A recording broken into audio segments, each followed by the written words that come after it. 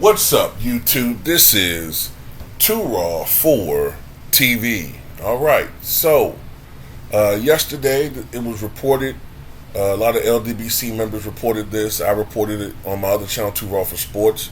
It was reported that Kristaps Porzingis had been dealt from the Wizards to the Celtics in a blockbuster three-team trade that included the Wizards, the Celtics, and the Clippers. I believe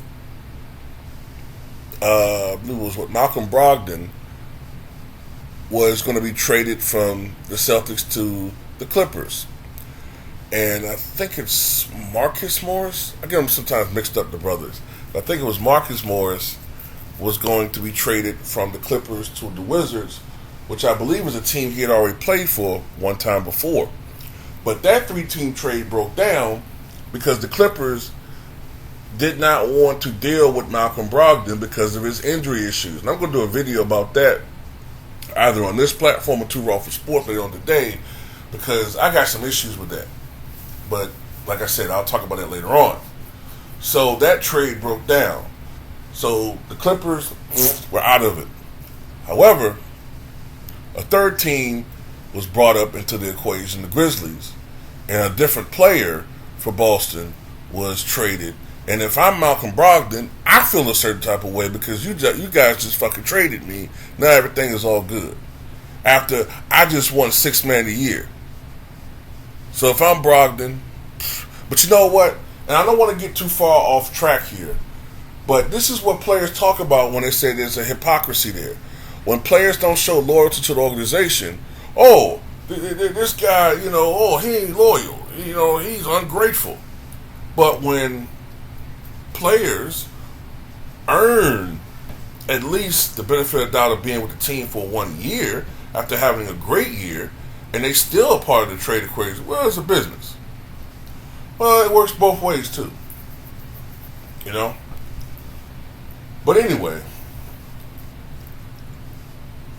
Marcus Smart now is the guy that's going to be traded away from the Boston Celtics. He's traded to the Grizzlies. So the guy who just won last year, the year before last, 2001, 2022, Defensive Player of the Year, is now a Memphis Grizzly. Kristaps Porzingis still goes to the Boston Celtics, but the Wizards get from Boston Mike Muscala and Danilo Gallinari, who didn't even play one goddamn game with Boston because of the injury he suffered last year. Before the I think he suffered that injury during the World Games, and he was traded from where the hell was he playing? Atlanta? Well, anyway, he was traded to Boston, I think, and but he didn't play one game for them. So anyway, this is the deal. Washington's completing a three-way deal with Boston and Memphis that will send guard Tyus Jones to the Wizards. The Celtics are trading Marcus Smart to the Grizzlies as part of the deal. The Grizzlies are sending 2023 and 24 first-round picks to the Celtics. The Grizzlies are sending the number 25 pick on Thursday night and the 2024 pick via Golden State for Smart. As I said, the Wizards are acquiring Danilo Gallinari and Mike Muscala in the deal too.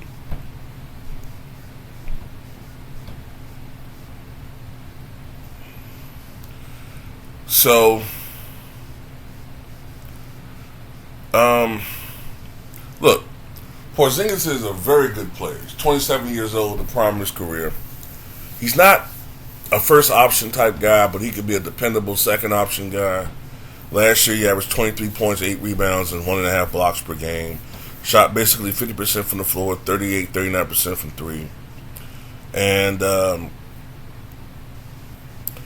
at his size, I mean, I don't consider Porzingis a great defender, but I mean, he's 7'3" with a great wingspan. So just by his size alone, he could be an obstacle defensively. But I just don't think of him as a defensive player for some reason. I just think of him more as an offensive player. But hey, 7'3", can shoot from outside, can play the 4 and the 5. Definitely a matchup nightmare when he has it going. And with his size, yeah, he can be a rim protector and a shot blocker. Absolutely. My thing with Porzingis, though, is that he can be a little bit inconsistent. But as a second option, there's not as much pressure on him, But how many times have we seen Boston acquire someone the last couple of years and we're thinking, oh, man, Boston, just give them the ring. Or at least, man, that's automatic finals appearance. And, doesn't quite happen the way we expect. So, look, with Marcus Smart, I've never been all that enthralled with him. He's not really a point guard. And, maybe he'll play more his natural position with the Grizzlies.